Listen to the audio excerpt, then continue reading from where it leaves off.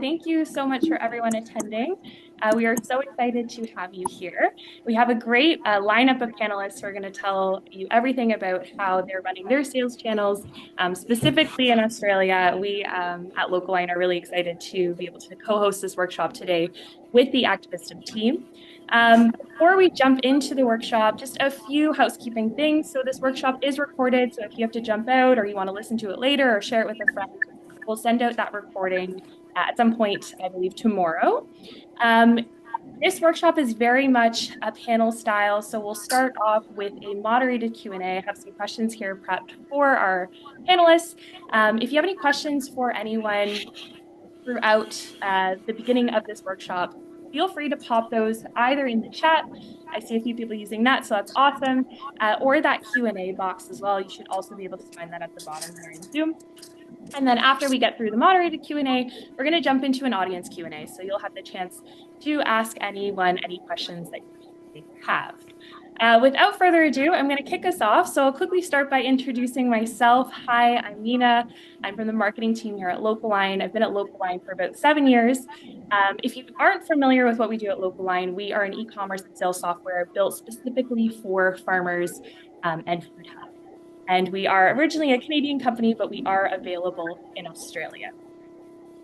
For our panelists today, we're excited to have Ben joining us here from Volcano Produce in Tower Hill, Victoria. We have Grace joining us from Broom and Brine in Hobart, Tasmania. We have James from Activista, also in Hobart. And we have Andrew from our team at Local Line, and he's joining us from London, Ontario. So on the other side of the world here to do this today, but that's very exciting. So without further ado, I'm going to jump off and start with my first question, which is to our panelists. Can you guys just quickly introduce yourselves, let us know what you do, and we'll go from there. So I'll kick it off over to Ben to start. Yeah, sure. So Ben Pollner, we run Volcano Produce, which is a spray-free market garden just between Warrnambool and Port Fairy at the end of the Great Ocean Road in Victoria, about three and a half hours west of Melbourne.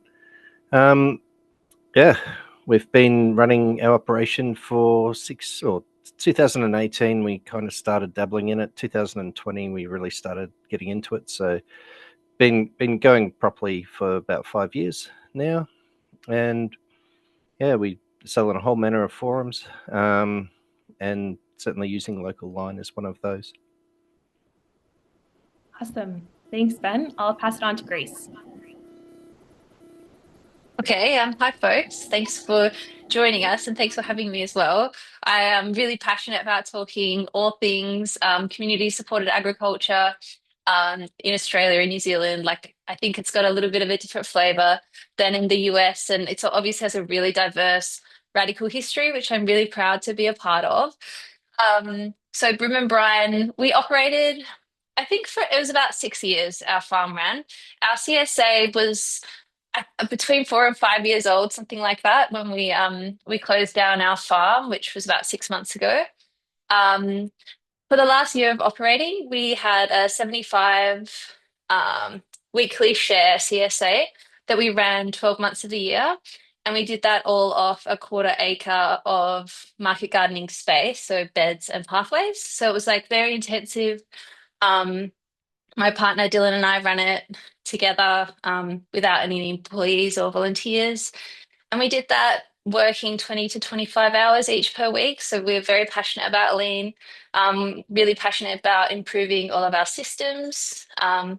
When we shut down, we had a 200-member waitlist. So our whole time operating our CSA, we were sold out, and we just had the best. It was the best thing ever, was to start our CSA. So that's why I'm so passionate about it. I'm really, really lucky because even though the market garden has shut down, I get to continue working in the space as a consultant, like Broom and Brine do consulting. And I also now work for Activista, which I'm really, really excited about as well. So thanks for having me. We're so glad you're here. Thank you so much, Grace. And then pass it on to James. Hi, guys.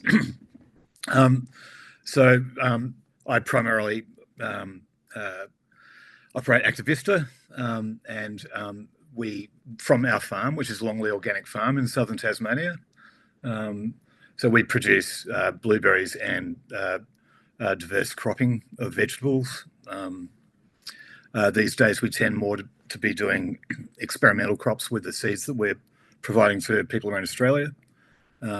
We operated a CSA from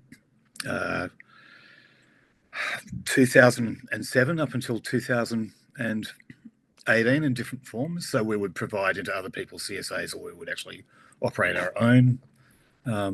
We used various systems to do that, from spreadsheets through to a website, and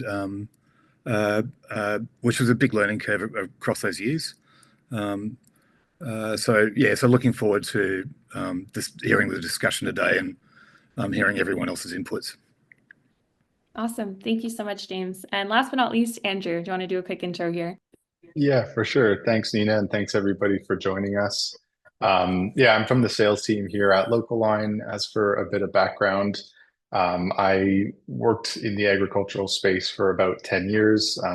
8 of those years were spent operating my own farm, Sungold Market Garden, which is located just outside of London, Ontario, which is about 2 hours southwest of Toronto, if you're familiar with the region. We had a diversified market garden on a couple acres, greenhouses. To extend the season, we grew upwards of 50 different crops at any given point in time. And we sold through multiple sales channels. So we were at a farmer's market every Saturday. We sold to local restaurants and retailers. Those were kind of our main wholesale outlets. And then we also used Local Line to manage our multi-sales. So the wholesale component, we did operate like a small CSA, and then had an a la carte online store as well, where people could come and shop on a weekly basis. I transitioned out of growing and began working at Local Line about 3 years ago. Really happy to kind of bring the grower's perspective to my work here. And basically my job is to, speak with farms who are interested in learning more about the software, folks who are interested in, streamlining their operations, saving time, and just having a conversation about whether it might be a right fit, including a growing number of farms in Australia. So thanks again, guys, for joining us here. Awesome. Thank you so much to everyone for those introductions. I'm going to jump into the first question. This question is for Ben. So you guys sell to a variety of different sales channels. I have here local markets, restaurants, community food programs, domestic and international wholesale markets, and you run home delivery across Southwest Australia. Can you just walk us through, those channels? How did they grow? Where did you guys start? And I guess, how do you manage all of those different streams? So there's a few others in there as well that we sell to. We do a number of supermarkets that we sell quite a bit of product through. There's weekend markets and that as well. But how we started was in the middle of COVID. So prior to COVID, 2018, we'd just bought this farm. So our farm size is only it's an awkward farm size. It's not that, it's about 30 acres of actual growing area. So, we're producing a reasonable amount of product, sort of $30,000 to $40,000 worth of product a week coming out. So we've got to, find as many sales channels as we can. Selling it as a premium product, we use no pesticides or herbicides. So everything, weeds all have to be pulled by hand. Or with a blade. It's a big task. So it's one thing growing it, it's another thing selling it. Certainly, we sell what we can here, and then the remainder goes down to the organic growers market in Melbourne, down at Epping, the wholesale markets down there.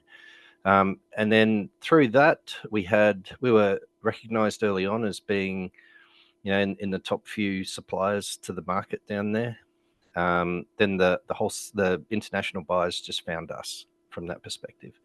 So we'd been sending product over to Kuala Lumpur and Hong Kong. That was before the drought kicked in. So for those who don't know, on there, we've been in drought for the last couple of years in this part of the world. It's really knocked us around. But what it's done is it's given us the ability to really streamline our processes. We've concentrated a lot more on the local markets during that period, purely because we had less product. So we didn't have the product to fulfill, the large wholesale markets. So yeah, that's where we bumped up our home delivery services. So we have home deliveries to a number of towns, around us, and then we extend further out. All the stuff that's done further out, we originally were trying to do that as a home delivery option as well. But that was just far too time consuming. If you have to drive for an hour and a half and then do all the home deliveries and then an hour and a half back, got quite time consuming, and we just didn't have the employee base to be able to do that. In terms of employees, we run at about 9 or 10 during winter, and about double that during summer. So we've got a reasonable bank of employees, but we have to focus them on doing their job, which is growing the fruit and veggies for us. So we grow around 70 different varieties of fruit and veggies here. So it's a fairly wide range. We started off just with a website from GoDaddy, and that quickly became obvious that just wasn't going to meet what we were doing for our home delivery options. It was just too big for GoDaddy. We ended up having 200 or 300 different items, all the different stuff that we really needed for a targeted home delivery service just wasn't available on GoDaddy. So that's where we switched over to Local Line, and that's been a really good option for us. We run two separate systems. We run a MyOb system and Local Line, purely because through Local Line there are a few limitations there when dealing with wholesale customers. So like your restaurants and supermarkets and that sort of stuff. So they all get billed through MyOb. Local Line, the only real limitation, I guess, for us is it doesn't have the ability to provide customer statements and that sort of stuff. It's really good for everyone paying up front and doing your home delivery service. Absolutely spot on, perfect. So pretty happy with it in that regard. So yeah, that's just, I guess, that those channels have just delivered, have just been built over time. We run a fairly comprehensive social media program, or run in conjunction with that. So there's emails being sent every week. There's a lot of stuff on social media nearly every day, from our perspective, just keeping our community engaged. One of our major marketing tools is bringing the community along with us and being very involved in community projects. I'm also a director of the local food share here, Western District Food Share. We then get school groups coming out, harvesting excess product from our farm for food share. The food share send in their truck every week. The school kids load it all up, take it into food share. Then they go in and distribute that in emergency food hampers throughout the district. That does wonders for us in terms of community reputation, and really helps, I guess, just getting the word out there about what we're about, supplying chemical-free food, giving people that option in this area where pretty much everywhere we supply, the only other option is the supermarkets. Yeah, that's about a bit of a brief rundown, I guess. Yeah, no, that's awesome. Thank but you. very open to questions if anyone's got any. Yeah. What would you say is the percentage breakdown maybe of your different channels in terms of sales? Ooh, in terms of sales, I reckon we still do a couple of weekend markets each weekend. So those, we still do pretty well at that. So you're probably talking, it'd be a fairly close to a 20-20-20-20 split. So 20% to the supermarkets, 20% to the restaurants, 20% to our home deliveries, maybe a bit more to our home deliveries. That might be up a bit. And then we also have a roadside stall here as well, which is basically a shop, but for council purposes, we have to call it a roadside stall. So we've kind of, encroached a little on our limited area there. So that we have that open every day as well. And so people can come to the farm and they've got the full range of, a couple hundred products they can buy from the farm as well. So that does fairly well. That'd probably be our main source of income is the roadside stall, followed by, the home deliveries and then the others. That's awesome. Thank you for that overview. Yeah, and if anyone in the audience has any questions specifically for Ben, feel free to pop those into the chat or the Q&A. Shifting gears here over to Grace. So you guys ran a full year CSA. So I think you said 50 weeks of the year or 51? Well, one year we ran 52 weeks of the year. 52 weeks. Wow, that's amazing. I guess my first question is why the full year? Why did you guys choose that model? I think that's interesting, maybe place to start. I guess that for a few reasons we were looking to but for cash purposes. Like we both worked on other farms where there were massive summers and then not much going on in winter. So we wanted to provide income for ourselves, primarily across the year. And that actually became kind of the entire focus of our production system, was to even work out across the year, even sales out across the year, like evenness, flow.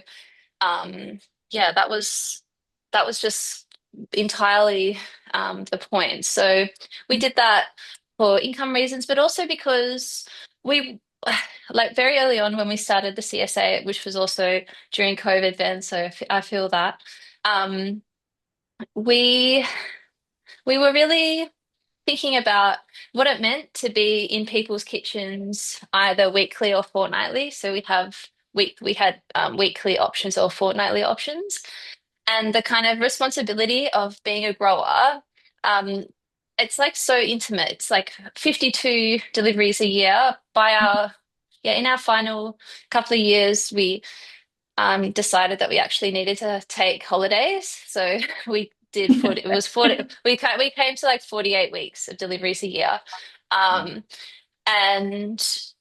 that's also why we had to think about what did that mean to be in people's kitchens every year, the same people, every week. So our farm, our whole production system started to look a lot like a patchwork. That's how I describe it, because we wanted to grow small amounts, the accurate amounts, of like hundreds of different varieties of veggies. So every week, the box would be different, and yeah, I think that it was a big challenge, being able to smooth that across the whole year. But it also meant that same challenge meant that we could become really, really intensive.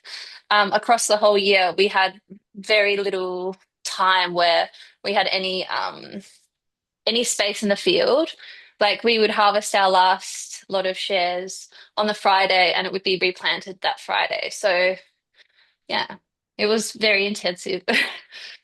Yeah, no, I had the luxury of actually going to visit your farm, which was amazing. It was a beautiful operation, which was super cool. A big part of running a CSA is good retention and being able to fill the amount of shares. What was maybe one strategy or decision that you guys did to help fill up your shares and keep those customers year after year?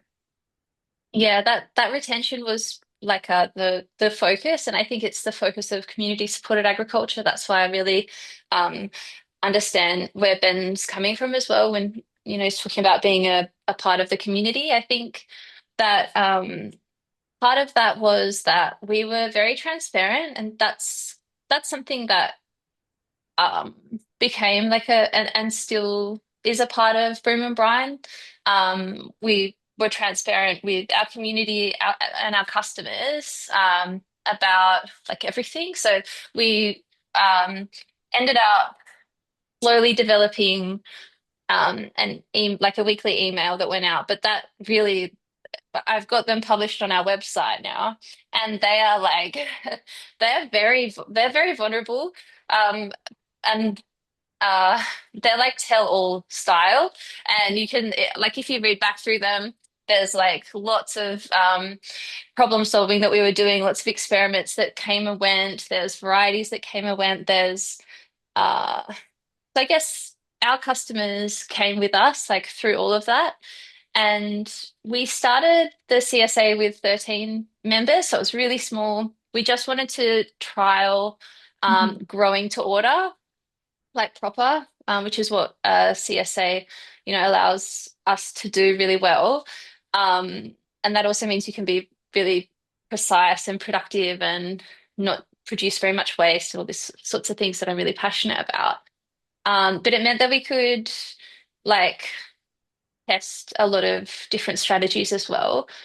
Just on a small, sort of took the just it was it was like an exciting, fun thing to do, growing for that few amount of people. We also at that time were growing for restaurants and other folks as well. But we were also challenging ourselves to grow year round. So sort of lots happening at that same time. We could then develop our schedules, weekly schedules, and our deliveries, and all of our work like that. And when we shut down the CSA like 4 or 5 years later, I think there's like 8 people that had joined. They were still in the CSA, which was amazing. We had one member who never ever skipped a box. So in our CSA, people could pause at any time. Um, which was one, yeah, which is maybe a little bit unusual for CSAs. We didn't make anyone pay up front. Everyone just was debited by a Stripe on a weekly basis. And yeah, but retention was pretty much everything. And yeah, that's I think that answered the question. Yeah. No, Oh, that was awesome. Yeah, if anyone has any questions specific to Grace, please pop those as well in the chat or in the Q&A. I'm going to shift things over to James. So you, on top of Activista, you also ran a farm, as you mentioned, and you guys did CSA as well as farm gate sales. What, I guess, drove you to CSA or to combining those two sales channels? Yeah, so still run a farm. Oh, sorry. Okay, sorry. I mean, we started this back in the 2007 is when we started producing produce on the farm for selling. So at that stage, we were just supplying into other people's CSA. So in fact, it was a collective at the University of Tasmania that we were supplying into, and then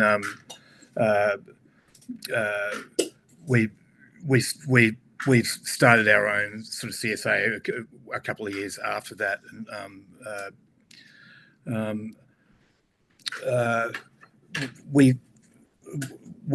it was tricky at first, and we ended up setting up a program called Moonclark to handle that. So and that gave us the ability to that really handled all the payments and everything, So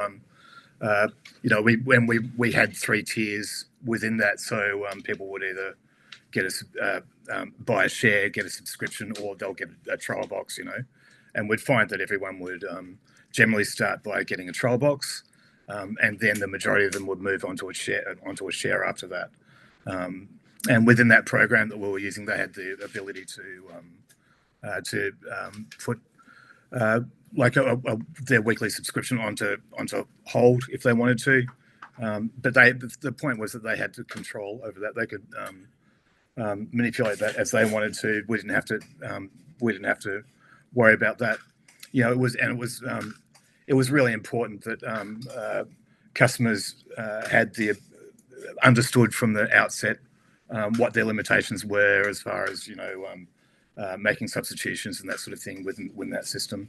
So by doing that, it allowed us to develop market to to chefs and that sort of thing. So we would be focused on the CSA for one part of the week and then chefs for the other part of the week. So so that was really a developmental part.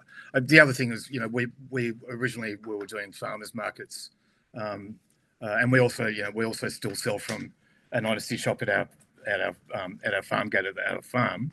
But the farmers markets took up way too much time, way too much of our resources, and so it was a better option for us to just operate like a CSA model. When we first started doing the CSA model, we were doing deliveries all around Hobart, so we were literally delivering 30 kilometre plus radius of our farm, and that was a little bit stupid. So we did that for a couple of years, and then we set up a distribution point in the city through a Whole Foods outlet, and then which worked really great with them because they didn't have fresh veggies, so this enabled them to have that line. So about half of our customers would pick up from there, and the other half of the customers would pick up from our core room at the farm on a Friday afternoon. So we found that really, that was really getting towards a system that works really well, and enabled us to expand in with chefs. So so around that time, that's probably from about 2012 onwards. For the middle of the summer, we'd be sort of maxing out at around $7,000 a week, I think. So and then I stopped our CSA program at the start of COVID. So the opposite to these other guys, which is because that gave me the opportunity to set up Activista. So that was a really good opportunity for us. In Australia, we've found that really the subscription model, the share model, is really marginal. Not so many people want to buy a share. So so for those who aren't aware, the share would be the upfront model. So people would buy the whole year's stuff up front, which helps the farmer. And this is the model that works really well in other countries like Canada or the States or England. And then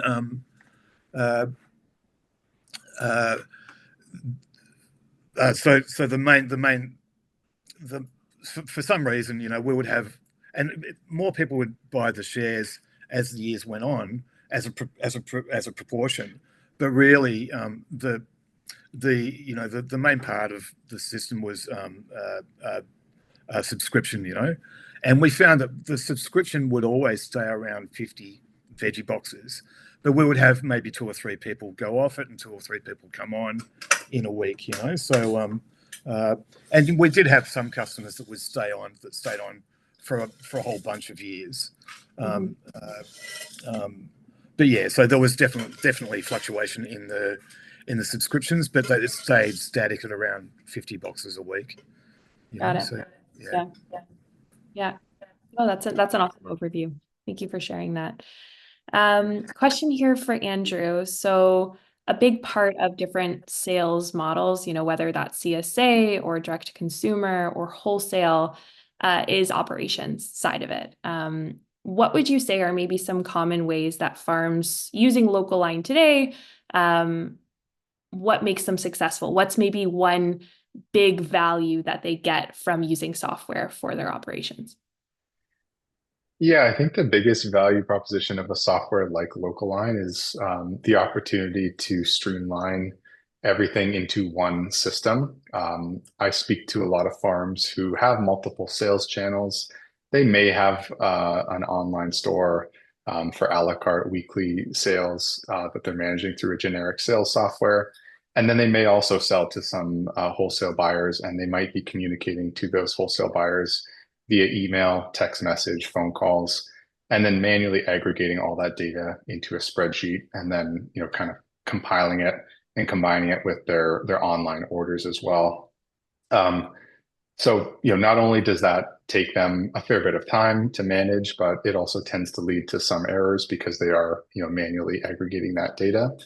So yeah, one of the big value propositions of Local Line is to be able to integrate all of these different sales channels into one software.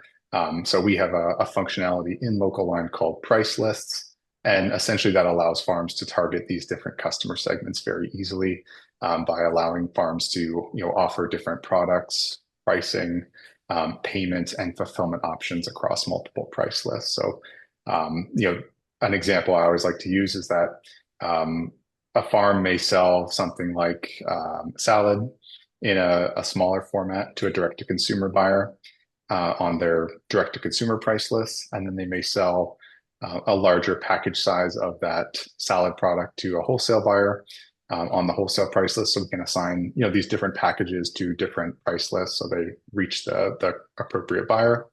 And then, similar to that, we may want to offer wholesale buyers a unique payment option like invoicing, whereas we're taking things like credit card payments from a direct-to-consumer buyer. And lastly, we may have, unique fulfillment options that we want to offer our direct-to-consumer folks, such as pre-order for pickup at a farmer's market or the farm, whereas we may have different, fulfillment and delivery parameters for our wholesale buyers. So we might have a different schedule, different fee structure, and things like that. So yeah, that's one thing I find folks benefit from using a software like Local Line is just that ability to streamline all of these channels into one single software. You can generate a harvest list that's going to provide you with your total quantity per product for all of your direct to consumer sales, all your wholesale sales. Again, just kind of making it easier to manage all of that. For sure, for sure. That's awesome. Thanks, Andrew. I'm going to ask one more question and then I'm going to pass it on to the audience Q&A. We have tons of awesome questions, so I want to make sure that we have enough time for that. But I guess my last question is, this session is all about, sharing advice, sharing experience. What maybe is one thing from the experience you have all had that you would share with those maybe starting out in their journey, or maybe someone who's looking at pivoting their sales channel? What would be that one kind of piece of advice you're like, oh, I wish someone had told me this, X amount of years ago? I'll start maybe with Grace. Oh, that's a huge question. But I love it. The one piece of advice I would, I think that, oh my gosh, it's huge. I think that growing to order is just like amazing. Not having to, I remember like years and years ago when Dylan and I started farming like 10 years ago, like driving around with salad, like trying to sell it from our ute, which is a really endearing, cute memory of mine. But growing to order, um, yeah, is really amazing, and that's what CSAs do really, really well for small farms. Um, yeah, I think that's the piece of advice, or like the thing that I wish, I'd heard first. That's awesome. Whoever wants to jump in, Ben, James, Andrew. Yep. So for myself, and very fitting that we're on here because we started off just using Excel spreadsheets, emailing out to customers, who'd sort of come along on like via social media at that point. And this was at the start of COVID as well, when everything was just crazy. And that was really tough, just compiling all the different spreadsheets, trying to work out, what we needed to grow. So what we tried to do with our farm is we just started off small, just on an acre or two, and then just gradually grew. And that was the whole aim, was that this farm is going to pay for itself as it expands. And that's what we've done, up to this point. So the biggest struggle for us was the processing, the collation of orders, bringing everything in, and that was for the first couple of years until we came across Local Line. And mind you, I did a lot of research at that point as to which platform we should go with, and we decided on Local Line. And overall, especially for the home deliveries, that's just been a real winner for us. So that would be, the biggest thing. Certainly, we went through times when we had just truckloads of broccoli or cauliflowers that we couldn't sell, all that sort of stuff. So I guess the other one would be making sure you've got backup markets, and that's where we ended up developing markets, large wholesale markets that we could sell into for any excess product.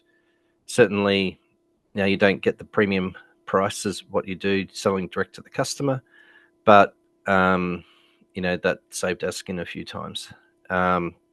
So certainly, not growing too fast, and I think we probably did. We're guilty of that. We outgrew ourselves. Had to wait for everything to catch up from a sales perspective. To get to the point where we are now. So now we the vast majority of our product is all sold just locally, and that's just based on our local reputation. Mm-hmm. It's only a small amount of product that now heads to the large wholesale markets in Melbourne or overseas. So yeah, that would be my two big things, I guess. Yeah. Making sure that you've got an appropriate platform to be able to take your orders from, because that just makes life so much easier when it's all in one place for you. Mm-hmm. And yeah, secondly, make sure you've got backup markets for product that you're unable to sell locally. Yeah, great advice. James?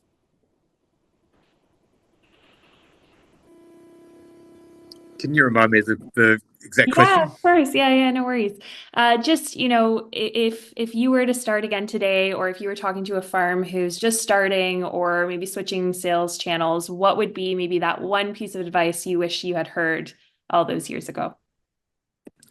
Well, I think Ben makes a really good point of being able to spread your basket, so not all your eggs in one basket, obviously. So yeah, that's super important. And then having the ability to develop those different market lines. So being able to develop what you're giving out to grocery stores or what you're giving out to restaurants, as well as your CSA. So being able to mix that spread, have different channels, and being able to quantify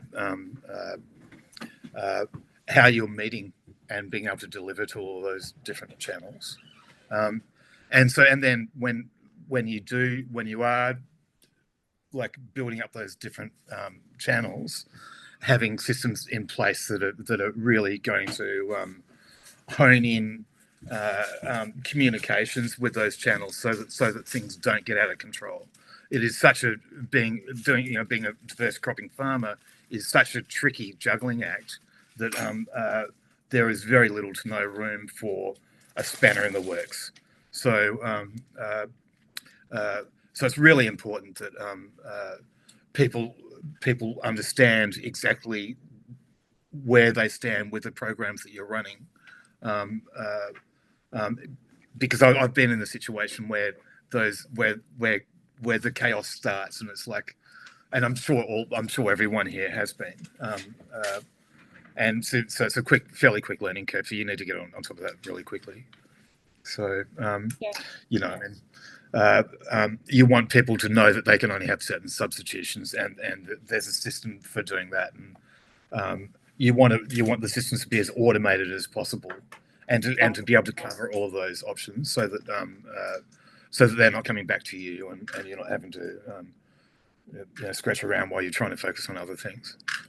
Definitely. And the same, especially with restaurants.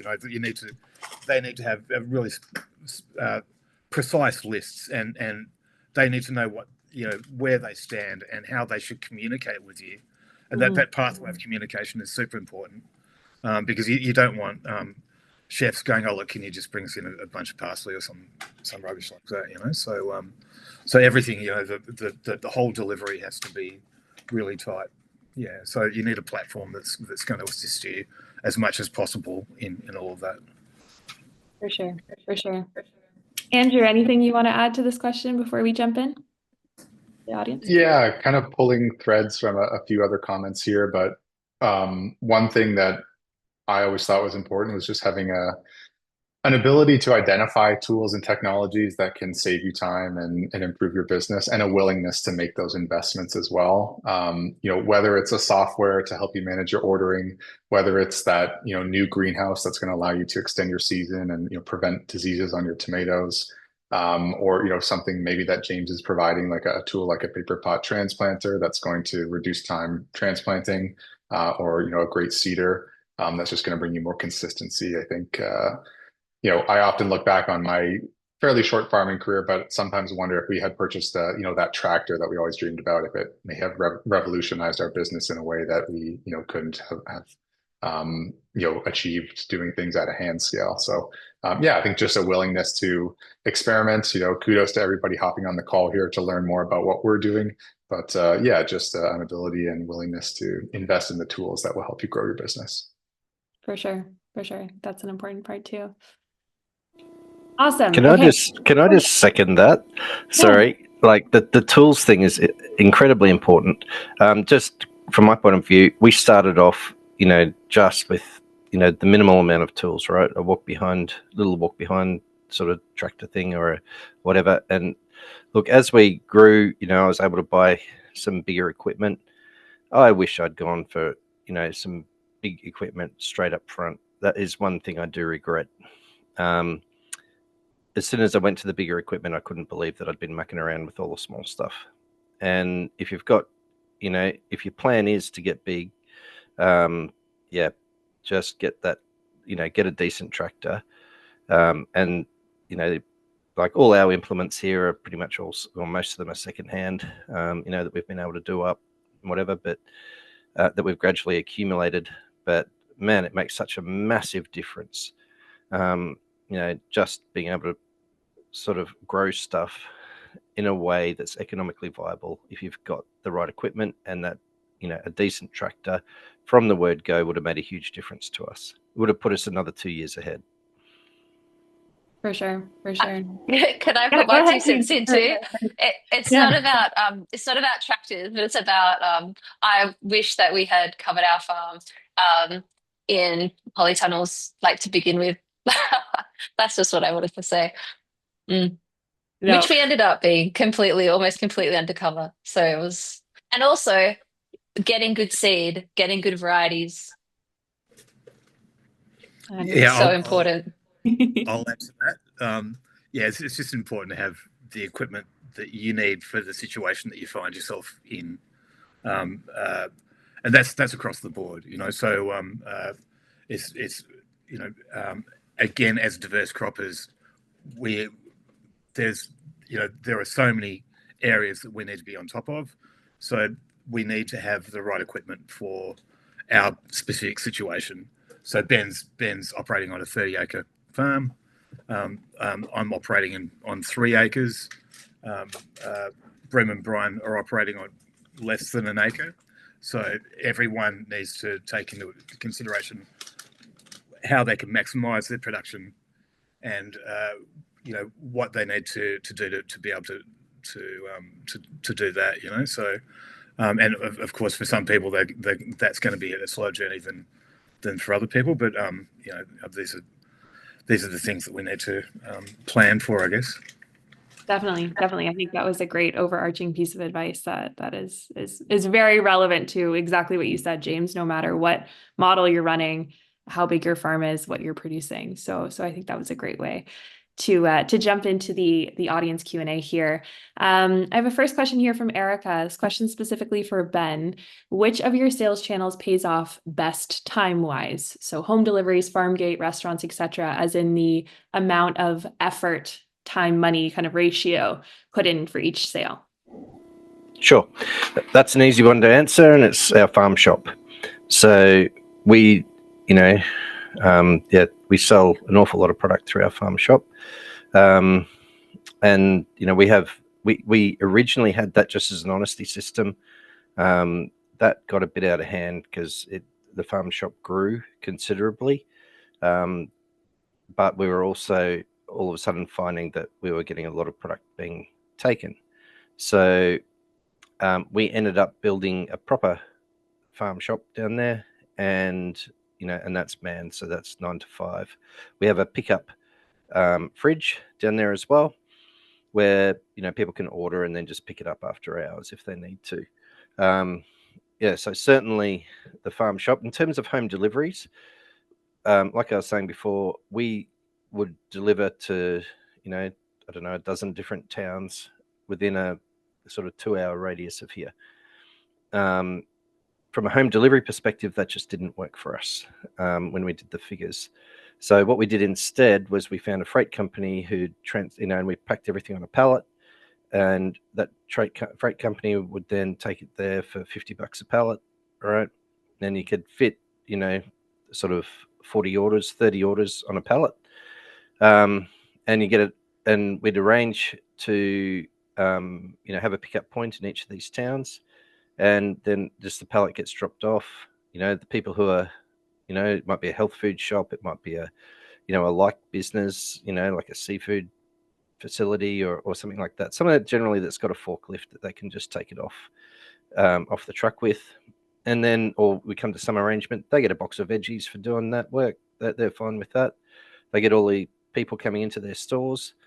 So it's been a real win-win doing it that way. So we only have, all of the places that we deliver to outside of, just our little hometown here, is all just based on a pickup service. And that was a bit hard for people to get their head around initially, a lot of our existing customers.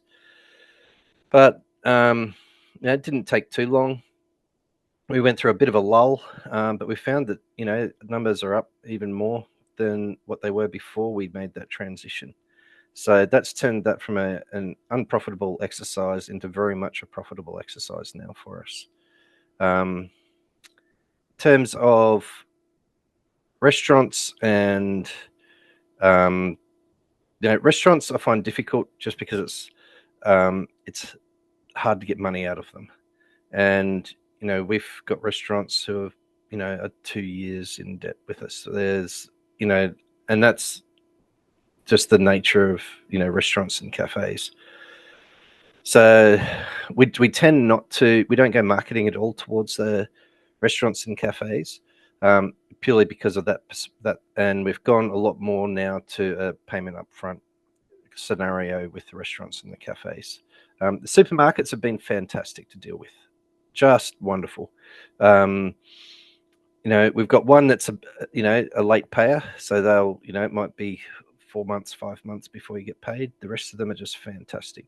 2 weeks later, the money's in your account. So, really happy with that. And, obviously they take things at a discount, but they take bulk product. So, there's a bit of a trade-off there.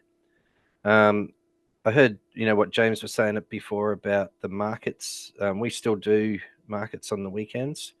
We have 4 stalls at the market, both Saturday and Sunday, and we do a fair bit of trade through that. But again, it's a lot of effort to be able to do that. We're dragging, sort of 2 to 2.5 tons of product to a market every weekend, unloading it, setting it up, then packing away what you got left, bringing it back, putting it in the reefers, and so that's a bit of a challenge for us. I guess it's more of the markets are more of a marketing exercise, and trying to get people to come over onto the home deliveries or coming to our farm shop. We're lucky from our farm shop perspective. We're on the highway. Our farm is very visible. When people are going past, they can see everything that's going on. They see all the guys in the field, picking broccolini or whatever they're doing.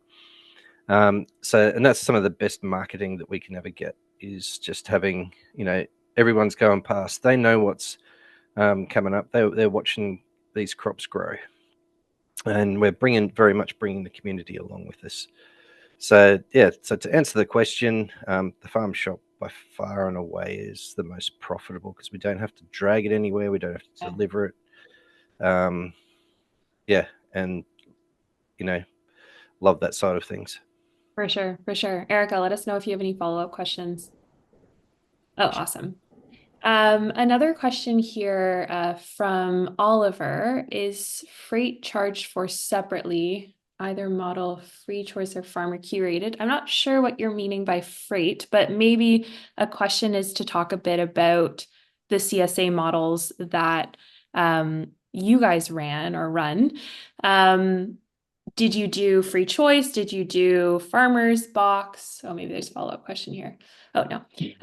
Yeah, maybe talk about kind of that choice and why you opted to do one or the other. Maybe pass it on to Grace. Okay, so this was always like a big anxiety thing for us, was like it's going to be a farmer's box. So that's also why we would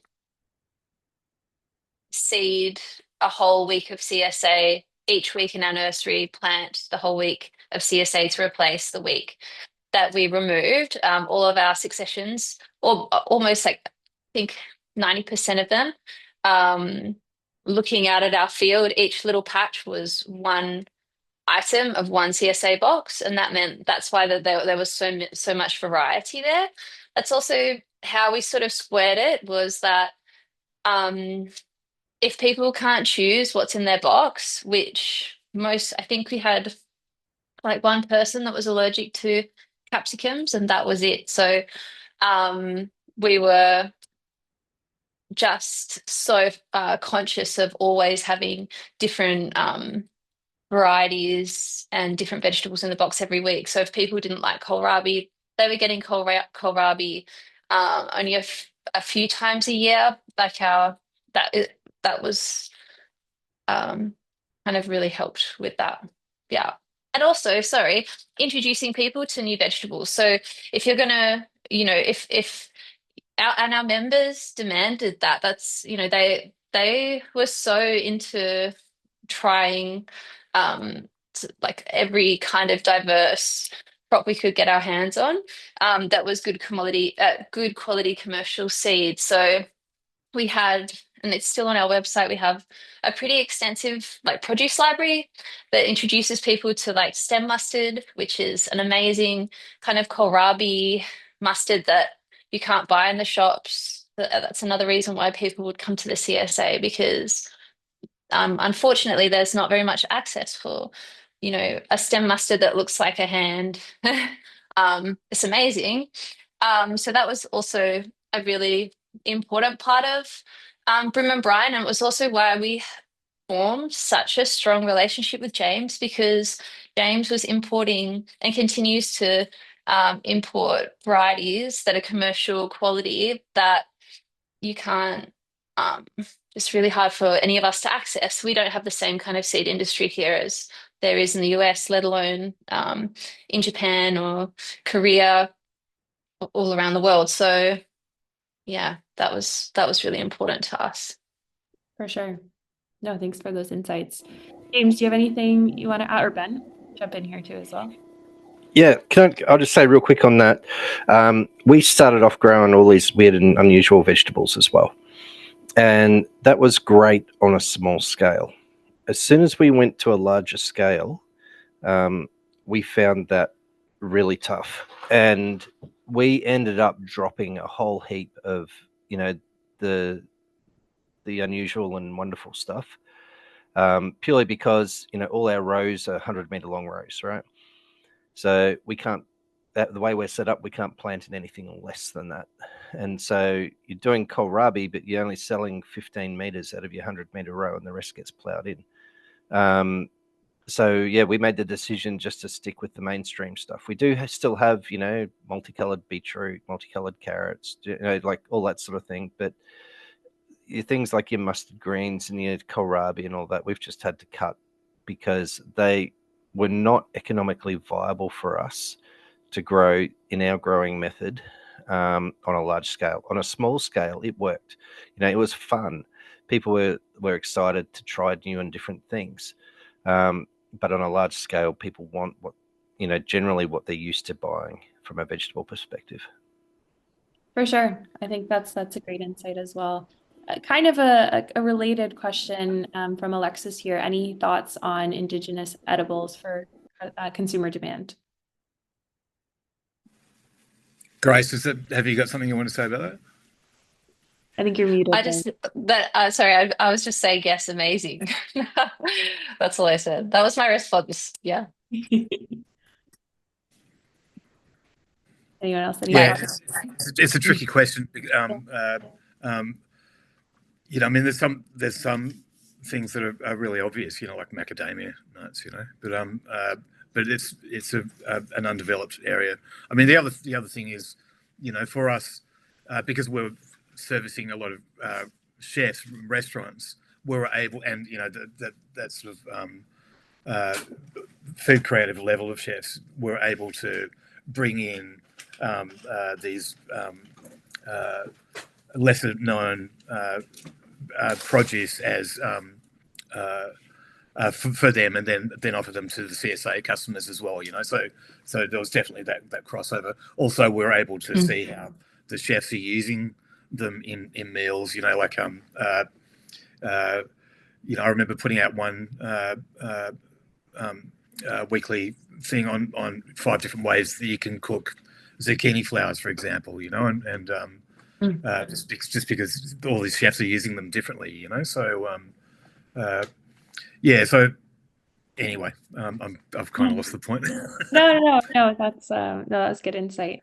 But I think that as well, like in Tasmania, like some of our CSA members were chefs, and we also had a year before we shut down, we had different restaurants were part of our CSA. So each restaurant would get 5 shares like worth of veggies, and they didn't know that they had it was a farm choice as well for them. So we had actually a lot of demand from restaurants for that, which was really, really awesome. We could have developed that quite a lot. But down here, there's supermarkets that stock like we have a supermarket that always has radicchio, different kinds of radicchio as well now, which is really interesting. I think it's interesting as well that Coles, you can buy like sprouting cauliflower in Coles. So I think that there's a relationship that small scale like farms who service the restaurant industry, who service definitely customers that demand more unusual veggies. I think that we do have a relationship with those big supermarkets in introducing to the market these kinds of unusual veggies that then enter into, like I saw snake beans you can buy at Coles, you can buy gourds at Coles in Kingston, like really local, like not I don't know, not like it's not a fancy market. So I think it's a interesting space that perhaps I feel like not a responsibility, but like I was really proud to grow purslane and have like members of the Palestinian community be like, oh my God, like I haven't been able to access this for so long. And so, yeah, it's an interesting dynamic and market, I think. Yeah, I think we've seen change happening like the IGA sector, you know, with bunches of flowers and that sort of thing. So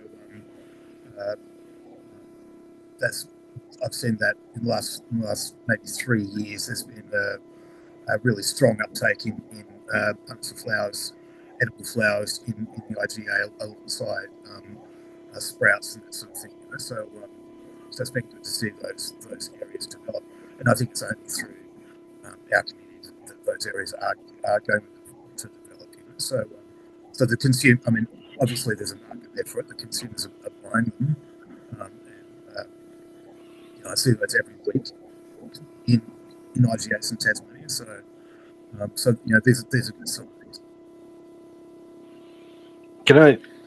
I'll just have a quick chat. The indigenous or the indigenous products there. So we grow a few different indigenous products. 90% of them, or even more, I reckon, 95% go into restaurants and cafes. And even though we've got them available to, the general consumer, very, very low uptake from our perspective. So, and we're not, we've kind of dropped a lot of that because we're not focused on the cafes and restaurants at all, just, from difficulties that we've had in the past. So, yeah, so when we first started, we had dreams of, really going into that indigenous space in a large way. And yeah, now it's a very minor part of what we do. I think like that's a really it's like such a tall order for farmers to also take on the responsibility of creating markets and demand for like these kinds of crops. Like I think in the US, for example, like what the Culinary Breeding Network has done with universities and with chefs and with then Andrea from Smarties. And I mean, that's just a massive project of I guess education and also creating like an entire market. So, and we don't have as strong of, I don't know, we don't have the same people doing that here, not to my knowledge anyway, but I think it's definitely a space that there's huge opportunities for people to do that kind of work. And I know that, I don't know, maybe there'll be some folks doing that. There's also the Oishi Nippon project, right, from Takeda that's doing the same thing. They're introducing Fioretto into Italy and then into the US market. And now, like you can obviously buy it at Coles in Australia. They're also introducing different kinds, amazing like pumpkin lines and negi, which is a really very specific way of growing leek-esque spring onions. Super interesting. But I think it's again a really tall order for farmers to then do that work as well. Like it was a lot of work for Broom and Brine and to do that work. And I think like I'm just really passionate about it. That's why I'm super excited to be working with Activista within this space of seeds and culinary histories, and it's obviously very political and really interesting. But again, like in the US, the Culinary Breeding Network is being funded by universities, just like, in Portugal, that's how rocket was introduced and now is like a global salad crop. But that was through universities, that was through all this kind of funding that went towards creating a market, helping farmers grow these kinds of plants. And yeah, so I think it shouldn't just be the responsibility of growers and farmers to do that work because yeah, it's massive. Definitely, definitely. Thank you all for your perspectives. I think it's a very, very interesting topic. And thank you, Alexis, for bringing up that question. If there are any other kind of questions before we wrap up here today, I'm going to quickly run through our panelists, starting with Grace. If anyone has more questions about what you do, about how they can get in contact with you, where can they find you? Where's the best place to go? Probably Instagram, but also our website, broomandbrine.com. We've got lots of resources that just I developed for the CSA. So you can read all of our zines for the last 5 years or something. All of that email correspondence. We've also got, there's actually some updates that are going to happen where we're going to have, sorry, I don't know if you can hear my dog. Stop. No. We're going to have available like our whole cropping history, the whole farm history, which I'm just working on at the moment. So anyway, Instagram or our website is best. Awesome. And Ben, if people want to learn more about Volcano Produce or maybe get in touch with you, if any questions they have, if you're open to that, what would be the best place they could go to? Yeah, I'm always quite happy to help out people who are, looking to get started in this space. So, it's a tough journey getting started and getting all that information together. We got no secrets where we are, and I'm just, I love seeing, other people, making it work and making it happen. So yeah, just Google me, Google Volcano Produce. It's all there on the web. We're all over the socials. So just shoot us an email, and if you want to know anything, and yeah, be happy to have a chat or respond via email. It's no problems at all. Awesome. Thank you so much. James, where can they go to learn more about Activista and to get in touch with you? People can go straight through the website, which is about to be relaunched. Some of our customers, I'm sure, will be happy to hear. So we're looking forward to a much faster website in the next week or so. But yeah, so on the website, there's plenty of contact information. If people want to get directly in contact with me. And I just want to say, Ben, thank you so much, mate. Your information today was wonderful. And I know that a lot of people will be listening to this podcast over the time after this goes up. So yeah, so that's really good. And, I'm sure people can reach out to Local Line as well to find out if they've got any questions and that sort of thing. So, but I'll leave it up to That's awesome. I think you're coming your Yeah, and can I say one more thing? Just sorry, in response to James there, like finding out information directly from the growers, right, is 100% the way to go. There is so much crap out there on YouTube and wherever else about how to do stuff, and I fell for a lot of that as well. And I wish, one of the other things we were talking about, I wish I'd contacted more growers right from the start. And learnt from other people's mistakes, because that would have saved me a hell of a lot of time. So I'm, determined not to fall into that same trap with other people who are looking to get started.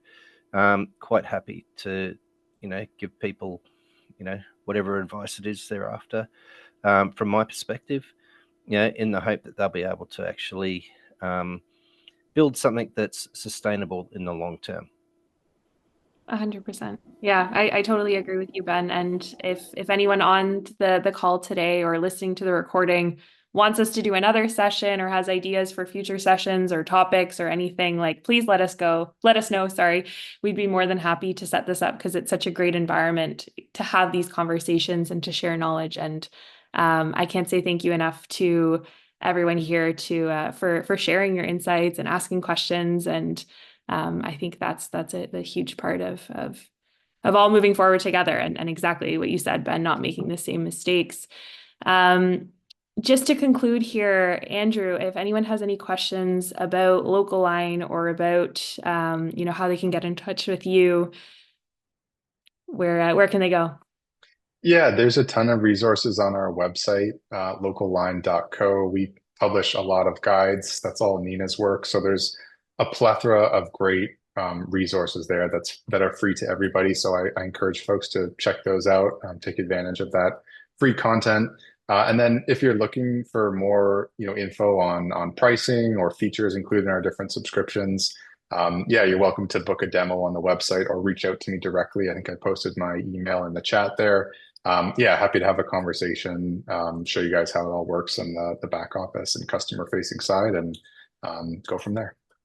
Awesome. Thank you so much. I think to conclude this in spirit of all kind of putting our brains together and problem solving, I have one last question here from Sarah before we log off.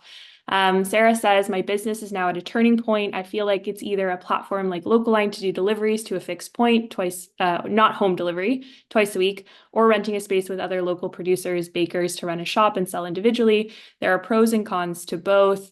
Selling boxes of produce feels safe. However, it goes well. However, if it goes well, single cell will do better in the long run. Do you have any advice from your own learnings?